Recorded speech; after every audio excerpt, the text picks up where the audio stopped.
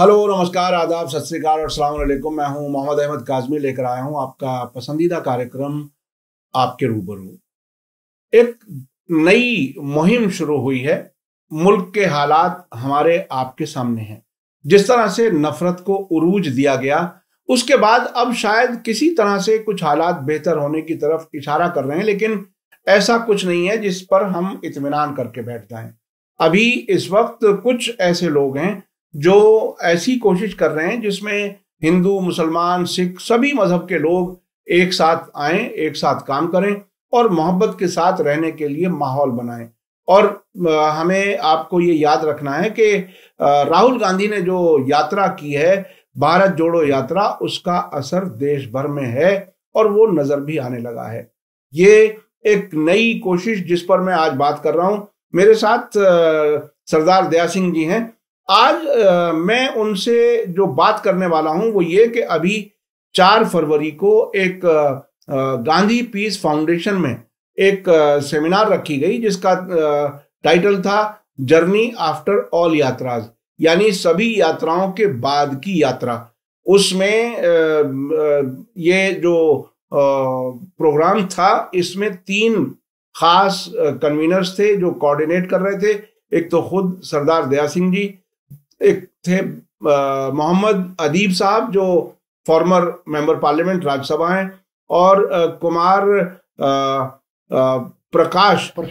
कुमार प्रशांत जो Gandhi peace foundation के इस वक्त कर्ता धर्ता हैं।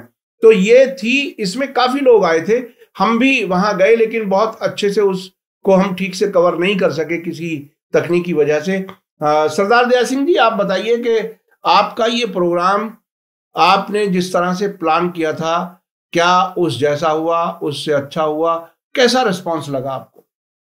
एक बात हमें समझ लेनी चाहिए कि 17 अप्रैल 2022 को हमने एक पूना में प्रेस कॉन्फ्रेंस किया था। वहाँ संगोष्ठी की, उसमें सिख, मुस्लिम और हिंदू सब लोग इकट्ठे हुए और मुझे खुशी हुई कि मोहम्मद अदीब जी और प्रशांत कुमार जो गांधी पीस फाउंडेशन के अध्यक्ष हैं, वो भी उस मीटिंग में थे। हमारी काफ़ी चर्चा हुई, लोगों के साथ इंटरेक्शन हुआ। पूरे एक दिन का सेमिनार था और उस सेमिनार में ये बात निकल कर आई कि हम तीनों को मिलकर आगे इस बात को उठाना चाहिए। उसके बाद मोहम्मद अदीब जी ने 1 मई जून में एक मुस्लिम समाज की एक मीटिंग की, जिसमें सारे मुस्लिम समाज के बहुत लीडिंग पर्सनैलिटीज आई और यहाँ आकर उन्होंने इस बात को सराहा और उन्होंने कहा कि ये काम हम लोगों को करना चाहिए। उसके बाद लखनऊ में भी उनकी मीटिंग हुई और इससे लगा कि हम ये बात बहुत अच्छा है कि जो इस बात को हम लेकर चले। इन्हीं दिनों प्रशांत कुमार जी से मेरी बात हुई, हमारी चर्चा हुई। उन्होंने भी कहा कि क्यों ना बैठकर हम इस पर चर्चा करें। तो मैंने भी सहमति दी कि हाँ, मिलकर बैठते हैं। एक मुझे ये भी लगा कि मेरा सिख चेहरा था, एक ये लगा कि हिंदू और मुस्लिम के बीच में कोई कड़ी का काम कर सकता तो सिख कर सकता है। ये प्रशांत कुमार के मन में भी कहीं ना कहीं इस बात को था और अदीब जी के मन में भी ये बात हुई। जब हम तीनों की मीटिंग आपस में हुई तो फिर एक तय हुआ कि 4 फरवरी को एक सेमिनार रखा जाए कि यात्राओं के आगे की यात्रा क्या हो। यात्राएं तो हो गई, राहुल गांधी ने भी यात्रा की और भी बहुत सारी यात्रा हुई, मैंने भी अपनी जिंदगी में बहुत यात्राएं की। तो इन यात्राओं से आगे क्या हो? 2024 का चुनाव हमारे सामने है। अब 2024 का चुनाव इस ढंग से पेश किया जा रहा है कि 1 जनवरी को 2024 को राम मंदिर तैयार हो जाएगा। इसका मतलब कहीं ना कहीं वही कड़वाहट, वही हालात पैदा होंगे। तो क्यों ना इस हालात को देखते हुए हम लोगों में ये चर्चा करें कि आओ मिलकर बैठे, मिलकर विचार करें। ये कम्युनलाइजेशन हमें किसी जगह पर नहीं ले जाएगी। ये नफरत का माहौल हमें तोड़ेगा, टकराव पैदा करेगा और टकराव से हालात पैदा होंगे। चुनाव कोई जीतेगा, कोई हारेगा, हमारा कोई लेना देना चुनाव से नहीं। हम ये चाहते हैं कि देश बचे और देश एक रास्ते पर चले। इस पर हमारी चर्चा हुई और इस पर हमने 4 फरवरी को एक बैठक संगोष्ठी के तौर पर बुलाई। मुझे खुशी हुई कि कम से कम भी 100 से ज्यादा लोग उसमें भागीदार हुए। उसमें सिख भी थे, उसमें मुस्लिम भी थे, उसमें गांधीयन भी थे और बाकी लोग भी थे। तो हमें खुशी हुई कि कम से कम हमारे थोड़े से प्रयास से ही लोगों में ये मैसेज गया कि हमको इकट्ठे बैठकर काम करना है इस बात को लेकर। जब ये चर्चा हुई, मैं वो भी बात आपसे बजाय कि आप उस सवाल को खड़ा करें, मैं ही उस सवाल करूं, तो जब हमने एक बैनर के ऊपर भी हमारी चर्चा हुई। गांधी पीस फाउंडेशन, गांधीयन थे, मोहम्मद अदीब जी के मानस में था कि किसी मुस्लिम का चेहरा भी सामने हो, तो हमें मौलाना आजाद की बात लगी। तीसरा चेहरा बाबा खड़क सिंह का आया, तो हमने कहा बाबा खड़क सिंह का चेहरा हो। मुझे खुशी हुई कि हम तीनों ने इस बात को मान लिया कि ये बैनर जो है वो उसमें गांधी होंगे, उसमें बाबा खड़क सिंह होंगे और उसमें मौलाना आजाद होंगे। काजमी जी, एक और आप देखो, बाबा खड़क सिंह को हमने सेंटर स्टेज पर रखा। एक तरफ गांधी हैं, एक तरफ मौलाना है अब्दुल कलाम आजाद, और बीच में बाबा खड़क सिंह है। उसका भी एक कारण था। बाबा खड़क सिंह ने 1920 को, जो बात हम 4 फरवरी को करने जा रहे थे, हमने सोचा कि बाबा खड़क सिंह की अध्यक्षता में एक मीटिंग सिख लीग की हुई, जिसमें मोहम्मद अली जौहर, शौकत अली, गांधी, मोतीलाल नेहरू वहां आए। गांधी उससे पहले खिलाफत के साथ समझौता कर लिया था उन्होंने कि मैं खिलाफत मूवमेंट के साथ खड़ा। तो इसका मतलब है कि गांधी के चिंतन में कहीं ना कहीं ये था कि हम सबको साथ लेकर चलेंगे, तभी देश की आज़ादी की कोई बात की जा सकती है। नहीं तो अकेले कोई हिंदू इकट्ठे हो जाए तो उससे आज़ादी हो जाएगी, संभव नहीं है। इसलिए पहला प्रयास उनका मुस्लिम की तरफ था, दूसरा प्रयास उनका सिखों की तरफ था। तो मुझे खुशी है कि 1920 के उस इतिहास को 4 फरवरी को फिर दोहरा। अच्छा, ये जो इतिहास को दोहराने की आपने बात की, इसमें आप आगे क्या कुछ सोचते हैं, आगे क्या कुछ करेंगे?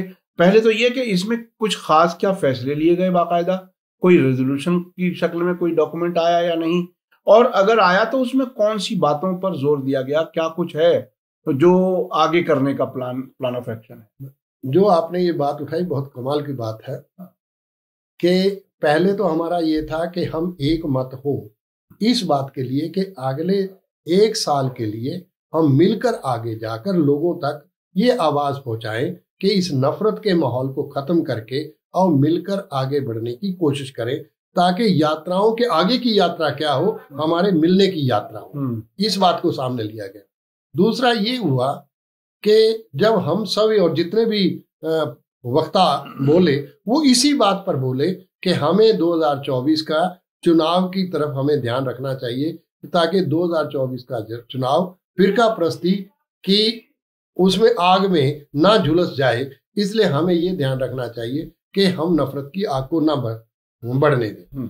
तो सारे का सारा मुद्दा 8 घंटे जो चर्चा हुई उसमें हर एक ने अपना योगदान दिया, हर एक ने अपनी बात कही। हमने ओपन मंच किया, हमने कहा कि लोग अपनी बात कहें, खुलकर कहें, जो भी कहना चाहते हैं। जब तक उनके अंदर की भड़ास नहीं निकलेगी तब तक कोई निकलेगा नहीं, अंदर भड़ास निकलनी चाहिए।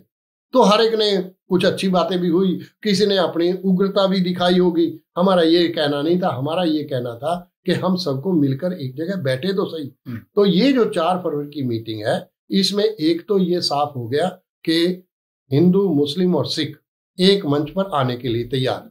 दूसरा ये हुआ कि जो हिंदू राष्ट्र की बार बार बात कही जा रही थी, तो हमारा ये कहना था कि ये जो हिंदू राष्ट्र की आग है ये कहीं पूरे देश को ही ना झुलस के। तो हमारा ये कहना था कि हिंदू राष्ट्र की बजाय हमें ये देखना चाहिए कि भारत हमारा बचे, भारत को भारत बना रहे। यूनियन ऑफ स्टेट्स की भी बात, क्योंकि भारत यूनियन ऑफ स्टेट्स है, हर एक की अपनी कल्चर है, हर एक का अपना धर्म है। हम सबके धर्म और सबकी कल्चर और उनको सारे को साथ लेकर चलें, ताकि अनेकता और एकता का एक संयम बने। तो इस बात पर भी चर्चा हुई, लबोलबाव ये था। और उसमें जो आपने कहा कि कोई रेजोल्यूशन पास हुए, हमने रेजोल्यूशन की बात अभी नहीं की थी। इसलिए नहीं की थी कि इसके बाद कुछ दिनों के बाद हमारी फिर दोबारा से एक मीटिंग है, उस मीटिंग में तय होगा कि आगे क्या हमारा प्रस्ताव क्या होगा। आगे हम पूरे साल के लिए तो निर्णय ले लिया सबने कि 1 साल के लिए हम सब मिलकर, ताकि 2024 के चुनाव को सांप्रदायिक ना होने दिया। अच्छा, 2024 का चुनाव जाहिर है बहुत ही इम्पोर्टेंट और इम्पोर्टेंट इसलिए भी है कि मुल्क की तबाही इतनी ज्यादा हो चुकी, ऑलरेडी हो चुकी। अभी आपके इस प्रोग्राम के बीच में ही तकरीबन अडानी वाला मामला भी सामने आया, जिसमें तकरीबन हर दिन के अगर आंकड़े देखें तो पता चला वो 1,000 बिलियन डॉलर जा रहा है देश का, जो खत्म हो रहा है। तो वो जो तबाही है वो किसी तरह से रुके। एक तरफ तो नफरत, दूसरी तरफ आर्थिक संकट में देश आता जा रहा है हर लिहाज से, बेरोजगारी, महंगाई। तो इस सब से सभी निजात पाना चाहते हैं। और जो एक फॉर्मूला अंधभक्तों को दिया जाता है कि कुछ भी हो, लेकिन मोदी ने मुसलमानों को सबक सिखा रखा है, आप अपनी भूख भी भूल जाओ, आप अपना कारोबार नहीं है वो भी भूल जाओ, महंगाई भी हो वो भी भूल जाओ, सब बर्दाश्त कर लो। तो ये इससे बचना सब चाहते हैं। इसमें क्या कुछ लगता है कि क्या आगे आने वाले वक्त में ये जो हिंदू, मुस्लिम, सिख जो मिले हैं वो कोई फॉर्मूला ऐसा बना पाएंगे, राष्ट्रीय स्तर पर कोई बात बनेगी क्या? कुछ बड़े चेहरों को भी, आमतौर पर जब किसी को बड़ा चेहरा कहता हूं, ये एक देखिए आमतौर पर जो टर्मिनोलॉजी है वो तो यही है, लेकिन जब किसी को बड़ा बनाया जाता है तो वो एक प्रोजेक्शन होता है। वो मैं भी जानता हूं, मीडिया के जरिए प्रोजेक्ट किया जाता है। कुछ पार्टियों की तरफ से इशारे होते हैं मीडिया को कि इस आदमी को बड़ा बनाना है ताकि वो इस्तेमाल कर सके। लेकिन क्या आप ऐसा लगता है कि ये इलेक्शन से पहले राष्ट्रीय स्तर पर, नेशनल लेवल पर कोई ऐसी समझ, ऐसी अंडरस्टैंडिंग बनेगी कि आपस में मिलकर के कुछ तय कर सकें? क्या जाना, हमारे पास प्रस्ताव आए हैं, हरियाणा से प्रस्ताव आया है पानीपत में एक सम्मेलन करने का, दूसरा प्रस्ताव हमारे पास जयपुर से आया, तीसरा प्रस्ताव हमारे पास गुरुग्राम से आया है, क्योंकि वो लोग उसको इंटरनेशनल सिटी मानते हैं और वहाँ इंटरनेशनल लोग सारे हैं, तो एक वहां से प्रस्ताव आया। आज मुझे मध्य प्रदेश से भी एक सूचना आई है कि हम भी चाहते हैं कि मध्य प्रदेश में ऐसा कोई प्रोग्राम हो। हम तीनों का विचार ये है कि हमारा काम ये है कि इस बात को लोगों तक पहुंचाए। अब ये लोगों को सोचना है कि इस पर क्या कंपोजिशन बने और कैसे मिलकर चलकर ये लोगों तक पहुंचे, ताकि अगला चुनाव जो है वो इस सिचुएशन में ना फैल जाए। एक बात जो आपने अडानी की कही, हम लोगों को एक यह भी चर्चा का विषय बनी वहां कि अडानी कहां से आ गया। हमने कहा कि अडानी अपने आप में कुछ नहीं होता। गुरु गोलवालकर ने जो किताब लिखी, उस किताब में जो उन्होंने लिखा कि अगर 50 साल राज करना हो तो आपको 2-3 शाहूकार चाहिए और बाकी सारे के सारे भीख मांगने वाले, जिसको आज लाभार्थी कहा जा रहा, लाभार्थी चाहिए।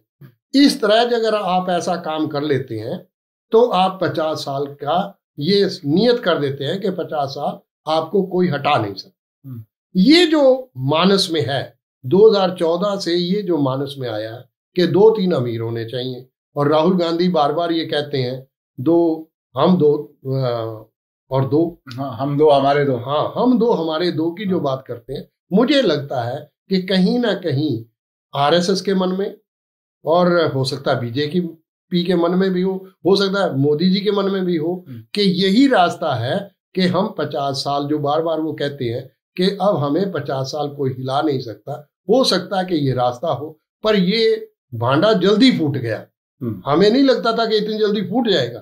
ये भांडा जल्दी फूट गया और शेयर्स जो है वो इस तरह तबाह हो गए कि पूरी की पूरी इकोनॉमी जो है, अब तो लगता है कि कहीं इकोनॉमी ही ना फंस जाए। आज मैंने देखा है कि कुछ शेयर्स को चढ़ाया गया, अब किसने खरीदे किसने चढ़ाए तो सरकार जाने। अब ये हवा दी जाएगी कि देखो शेयर डाउन हुए थे, अब शेयर अप हो रहे हैं। वो तो जब चाहते हैं तो उनको डाउन भी किया जा सकता है, अप भी किया जा सकता है। अरे सब वो अप और डाउन वाली कहानी, मेरा बेटा वकील है, वो मुझे समझा रहा था कि देखिए इसमें हुआ ये है कि अडानी का, मैं इसलिए बता रहा हूँ कि दर्शकों को समझ में आ जाए बहुत सादा जबान में। मिसाल के तौर पे उसकी कंपनी थी, उसकी 100 रुपए वैल्यू थी शेयर की, उसने विदेशों में शेल कंपनियां बिठाई और वहां से अपनी ही कंपनियों के जरिए यहां शेयर खरीदवाए 100 रुपए वाले 500 के, और फिर दूसरी बार उन्हीं कंपनियों में घुमा फिरा करके वो 1000 के खरीद लिए, और फिर पता चला 1500 के खरीद लिए। तो एक एक झटके में 500-500 रुपए शेयर पर बढ़ते चले गए। तो जो लोग आम लोग थे, उन्होंने जिन्होंने इन्वेस्ट किया था, वो बड़े खुश नजर आ रहे थे, लेकिन कहानी कुछ और चल रही थी। अब ये जब शेयर बढ़ते बढ़ते मिसाल के तौर पर 2000 रुपए का हो गया, अब ये गए बैंकों के सामने कि साहब हमारी कंपनी का ये वर्थ है, नेटवर्थ, और इसके अगेंस्ट आप हमें कर्ज दो। तो पता चला इस 100 रुपए, जिसकी 100 रुपए हकीकत थी, उसकी 2000 कीमत बता करके 1800 या 1500 या 1700 हर शेयर के हिसाब से आपने बैंक से लोन ले लिया, और वो लोन लेकर के भी कहीं और घुमा दिया। तो बुनियादी तौर पर बिल्कुल नकली तरीके से इन शेयर्स को बढ़ा करके एक आदमी जीरो से हीरो बना, और उसमें सरकार ने पूरा साथ दिया। तो ये थी कहानी जो मैंने सादा जबान में समझाई है, दर्शकों का समझना बहुत जरूरी था, इसलिए आप अपनी बात नहीं, आप जो कह रहे हैं ये बिल्कुल सही बात है। होता क्या है, हाँ, ये जो भांडा ना फूटता, हाँ, अभी तो अकेला एक आदमी आया है, ऐसे तो कई लोग आएंगे। कई कंपनियां, हमें चिंता इस बात की है कि देश की इकोनॉमी बहुत मुश्किल से सरदार मनमोहन सिंह के समय एक उछाल आया और 10.5% तक जीडीपी जाने की संभावना हुई, और वही जीडीपी आज 3, 3.5, 4 से आगे उबर नहीं पा रही। वो भी सरकारी तो ऐलान करती है, जो प्राइवेट जो असली आंकड़ों को पहचानने वाले लोग हैं वो तो माइनस तक की बात सोचते हैं। तो इसलिए काज़मी जी, ये सारे का सारा जो सिस्टम है, इसलिए अब इन्होंने कभी सोचा नहीं था, इनके मन में था कि राम मंदिर उस समय तक बन जाएगा, हिंदू एक ऑर्गेनाइज। अमित शाह ने कहा था, राहुल बाबा सुनो, कि 1 जनवरी 2024 को राम मंदिर तैयार हो जाएगा, और आप लोग, वो आसाम में थे उस दिन, आप लोग टिकट करा लो 1 जनवरी के लिए। तो इस तरह से क्या देश चलता है क्या? किस तरह से, मतलब मंदिर या मस्जिद किसी का पेट भर देगा क्या? ये समझ में आने की बात है। और ये मैं उन अनभक्तों को खास तौर पर कह रहा हूं कि क्या आप भूख भूल करके, मोदी करके अपना पेट या अपने बच्चों का पेट भर सकेंगे? क्या हमारी जरूरतें पूरी हो पाएंगी? असल तो जरूरत पूरी तभी होगी जब कारोबार चलेगा, रोजी होगी, नौकरी होगी, किसान खुश होगा, जवान खुश होगा। जवान को भी अब कह दिया गया कि वो जो नई स्कीम लाए ना, अब उसमें आपको रिटन टेस्ट भी देना है। तो वो नए नए तरीके, नई नई कहानियां, ये आप अपनी बात आगे बढ़ाएं। मेरा तो केवल इतना कहना था कि जिस हालात में अब देश चल रहा है, और उस 4 तारीख की मीटिंग में यही बातें सारी हुई। मैं तो आज हैरान हुआ कि जब आज मैं अखबार पढ़ रहा था, तो अखबार में आया कि पंजाब के राज्यपाल, माननीय राज्यपाल ने एक ये कहा कि पंजाब में खालिस्तान की आवाज उभर रही है, और मैं उनको, प्रशासन को कहता हूं कि इसके ऊपर आप आगे बढ़े, और ताकि इसका सफाया निप दी बट, ताकि इसका सफाया हो सके। हमारा सवाल था कि मैंने पहले भी कहा, ना तो सिखों ने कभी 1982 और 84 में किसी से खालिस्तान मांगा था, ना ही 1992 में किसी ने कुछ कहा था, ना ही 1986 में किसी ने मांगा था, ना ही कभी खालिस्तान मांगा गया। अगर मांगा गया तो यूनियन ऑफ स्टेट्स का जो अधिकार है, उन अधिकारों को फेडरल ढांचे के तौर पर आनंदपुर साहब प्रस्ताव के तौर पर पेश किया गया। अब फिर से आप सिखों के ऊपर फिर दबाव बनाना चाह रहे हैं कि सिख खालिस्तान मांग रहे। एक बात और समझ लेनी चाहिए, अगर खालिस्तान, पाकिस्तान भी खालिस्तान के हक में नहीं हो सकता। अगर खालिस्तान की आवाज उठती है तो पाकिस्तान का जो पंजाब है वो तो महाराजा रणजीत सिंह के समय खालिस्तान का सरकार खालसा का हो जाएगा। तो उनको भी चिंता है कि वो भी कभी खालिस्तान के हक में, इसलिए पाकिस्तान की तरफ से भी ये जो कहा जाता है कि वो खालिस्तानियों का सपोर्ट करेंगे, वो कोई सपोर्ट नहीं करेगा। क्योंकि अगर महाराजा रणजीत सिंह के राज की बात करें तो अफगानिस्तान तक राज था। तो आज के समय में ये जिस हालात में है, हाँ ये तो मैं मानता हूं कि अंग्रेज ने सिखों को कहा था कि एक बफर स्टेट आप हिंदुस्तान और पाकिस्तान के बीच में ले लो, हम आपको देने के लिए तैयार हैं, उसका हम खर्चा भी देने के लिए तैयार हैं। हम चाहते हैं कि आपसे हमने राज लिया तो हम आपको एक बफर स्टेट दे देते हैं, जिसका जो झेलम और सतलुज के बीच का जो रास्ता था ये उस समय तय हो रहा था, पर सिखों ने उसको इनकार कर दिया। उन्होंने कहा नहीं, हमें ऐसा नहीं चाहिए, हमने पूरे देश के लिए कुर्बानियां की हैं, शहादतें की हैं, इसलिए हम ऐसा नहीं होने देंगे। तो अब उनके मुंह में बार बार खालिस्तान का नाम डालकर उनको इस हालत में पहुंचाकर, मैं समझता हूं कि ये जो 4 तारीख के फैसले हैं, इस फैसले में हमारी कोशिश होगी, और खुशी इस बात की है, इसमें गांधी पीस फाउंडेशन के अध्यक्ष है, इसमें IMCR के अध्यक्ष है मोहम्मद अदीब जी हैं, मैं बतौर दया सिंह उसमें ऑल इंडिया पीस मिशन की तरफ से, और बाकी सारे हम सब मिलकर, और मुझे खुशी है कि शायद उन्होंने मेरे ऊपर भरोसा किया कि सिख जो है अगर ये जोड़ने का काम करें तो हम चाहते हैं कि इसको आगे बढ़ाया जाए। तो मुझे खुशी है कि 4 तारीख का ये प्रोग्राम एक नई दशा और दिशा तय करेगा इस देश की। जी, आपने बहुत ही दिलचस्प बात बताई कि खालिस्तान कभी सिखों ने नहीं मांगा, लेकिन खालिस्तान सिखों के मुंह में डालने की कोशिश की जाती है ताकि कुछ कार्रवाई हो सके, और 80s में भी कभी नहीं मांगा, जिस वक्त वो एक उरूज पर बताया जाता था। मैं एक बार फिर अपने दर्शकों को याद दिला दूं, कुछ सालों पहले तक एक नाम दिया जाता था इंडियन मुजाहिदीन, यानी कुछ मुस्लिम जो हिंदुस्तानी हैं और वो जिहाद करना चाहते हैं, और मैं उसको इस बारीकी से इंटरनेशनल पढ़ता हूं कि जब इन्होंने इंडियन मुजाहिदीन कहा, उससे कुछ दिन पहले अमेरिका में थिंक टैंक्स में ये बात कही गई या कहलाई गई एजेंसियों के जरिए कि भारत में पाकिस्तान से कोई टेररिज्म नहीं है, क्रॉस बॉर्डर टेररिज्म, बल्कि होम ग्रोन टेररिज्म है। अब उस होम ग्रोन टेररिज्म का हमारी एजेंसियों ने नाम रख दिया इंडियन मुजाहिदीन। अब उस इंडियन मुजाहिदीन के ये शायद मोहम्मद अदीब का ही वाकया है या किसी और MP का, उन्होंने खुल करके राज्यसभा में सवाल कर लिया सरकार से कि भाई हमें उसका पता दो, एड्रेस दो, ये इंडियन मुजाहिदीन है क्या, कहाँ है, कौन लोग हैं। उसके बाद इंडियन मुजाहिदीन के नाम पे गिरफ्तारियां भी बंद हो गई, क्योंकि वो नकली था। और उसके बाद एक कहानी और चलाई गई, मैं खुल करके इसलिए बयान करता हूं कि लोगों की आंखें खुलनी चाहिए। एक नई कहानी शुरू की गई एजेंसियों की तरफ से कि सब गज़वाए हिंद, अब वो गज़वाए हिंद, अब ये आम बेचारा मुसलमान जो अनपढ़ टाइप का है वो तो झूम जाता है अगर कोई गज़वाए हिंद नाम दे दे, चूंकि वो अरबी का लफ्ज है, लेकिन वो सिर्फ और सिर्फ एजेंसियों का बनाया हुआ एक नाम है, जिसमें कुछ जवानों को भटका करके किसी भी तरह से उसमें फंसाने की कोशिश है।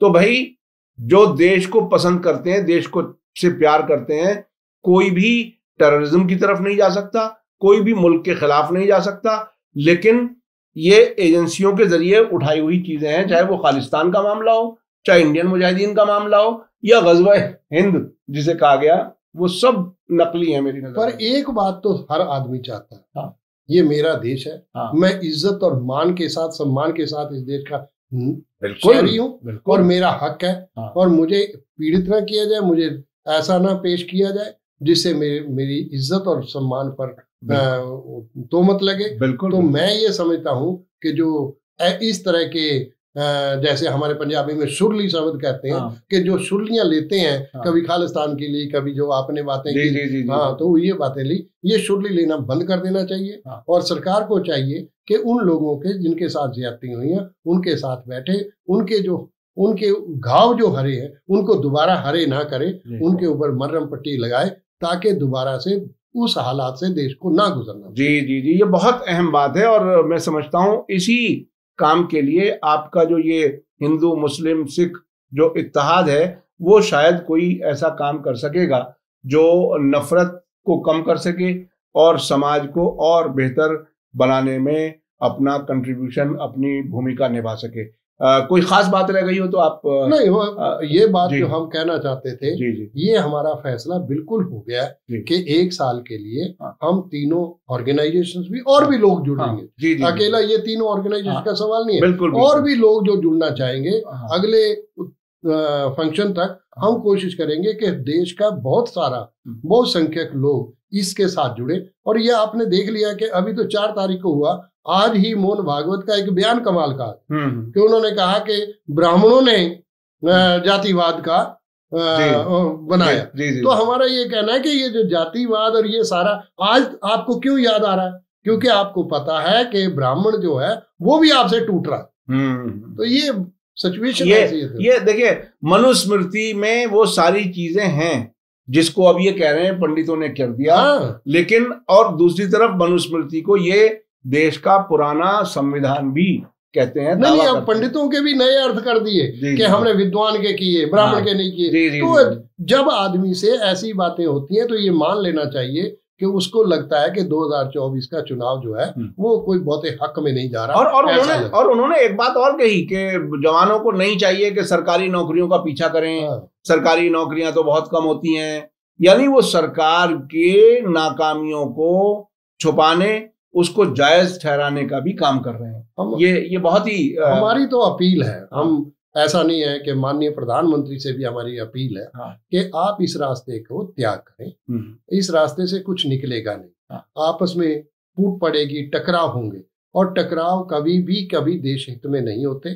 आओ मिलकर बैठे, मिलकर सोचें। गलतियां होती हैं, हमारे से भी हो सकती हैं, आपसे भी हो सकती हैं, सभी से होती हैं। तो हम चाहते हैं कि आओ मिलकर बैठे, एक दूसरे को समझें। जो गुरु नानक ने संदेश दिया था कि रोष न की जाए, उत्तर दी जाए। हमें गुस्सा नहीं करना चाहिए, हमें संवाद स्थापित करना चाहिए। और सरकार को भी ये रखना चाहिए अपने मन में, जिम्मेदारी है उसकी कि संवाद को इनिशिएट करे ताकि विवाद खड़े ना हो। जी, बहुत बहुत शुक्रिया सरदार दया सिंह जी, आप हमारे इनविटेशन पर आ गए। हमने आपसे रिक्वेस्ट किया, इसके लिए बहुत बहुत शुक्रिया। और मैं अपने दर्शकों से बता दूं कि मीडिया स्टार वर्ल्ड की हमेशा कोशिश रहती है कि देश में प्यार मोहब्बत बढ़ाने वाले जो लोग भी हैं उनकी बात आप तक पहुंचाई जाए। इसी कड़ी के तौर पर हम सरदार दया सिंह जी को अब से पहले भी कई बार आपके सामने पेश कर चुके हैं और बहुत ही अच्छी सोच के मालिक हैं, अच्छी तरह से अपनी बात रखते हैं और मिलकर के चलने की बात करते हैं जिसमें देश की भलाई है। बहुत बहुत शुक्रिया। इसी के साथ मुझे दीजिए इजाजत। धन्यवाद, शुक्रिया। जय भारत, जय हिंद। मीडिया स्टार वर्ल्ड के और वीडियो देखने के लिए हमारे चैनल को सब्सक्राइब करें और सीधे नोटिफिकेशन पाने के लिए बेल आइकन दबाएं। और अगर हमारी खबर सच्ची और अच्छी लगे तो अपने व्हाट्सएप, इंस्टाग्राम, फेसबुक और ट्विटर अकाउंट पर जरूर शेयर करें।